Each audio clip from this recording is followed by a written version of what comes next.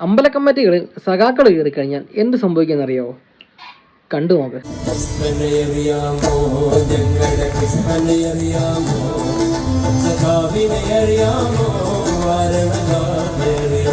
അപ്പം വീഡിയോ കണ്ടല്ലോ അല്ലേ? ഈ അമ്പല കമ്മിറ്റികളിലും പള്ളി കമ്മിറ്റികളിലൊക്കെ സഖാക്കന്മാർ കയറി കഴിഞ്ഞാൽ ഇനി അമ്പലമുക്ക് ശാഖാ കമ്മിറ്റി എന്നും പള്ളിമുക്ക് ശാഖാ കമ്മിറ്റി എന്നും പേര് ഡിവൈഎഫ്ഐയുടെയും അതുപോലെ തന്നെ CPM-ന്റെയും യൂണിറ്റ് കമ്മിറ്റികളൊക്കെ സ്ഥാപിക്കും. അത് മാത്രമല്ല, കൊടിമരങ്ങളിടും. പിന്നെ അവരവിടെ പ്രത്യേകം ആയിട്ടുള്ള കലാപരിപാടികൾ തുടങ്ങും.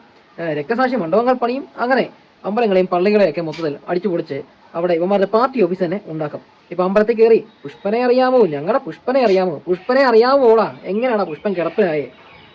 ഇപ്പൊ നിങ്ങളെയൊക്കെ നേതാക്കന്മാർ എന്തിൻ്റെയൊക്കെ പുറകിലാണ് നടക്കുന്നേ? ഈ പാട്ട് പാടി ഉണ്ടാക്കിയിട്ട് കാര്യമില്ല. പുഷ്പനെ അറിയാമോ, നിങ്ങളുടെ പുഷ്പനെ അറിയാമോ? അറിയത്തില്ലേ? പോയി പഠിച്ചിട്ട് വാ. എങ്ങനെയാണ് പുഷ്പൻ കിടന്നതെന്നും നീയൊക്കെ കൂടി നശിപ്പിച്ചതാണ്.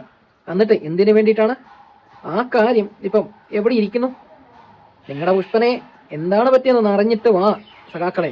അതുപോലെ തന്നെ അമ്പലക്കമ്മിറ്റിക്കാരോടും പള്ളിക്കമ്മിറ്റിക്കാരോടും ഒക്കെ പറയാനുള്ളത്, ഈ ഒരു വർഗത്തിനെ, സഖാക്കന്മാർ എന്ന് പറയുന്ന കമ്മ്യൂണിസ്റ്റുകാർ എന്ന് പറയുന്ന ഈ ഒരു വർഗത്തിനെ ഈ വക സ്ഥാപനങ്ങളുടെ ഏരിയയിൽ പോലും അടുപ്പിക്കരുത്.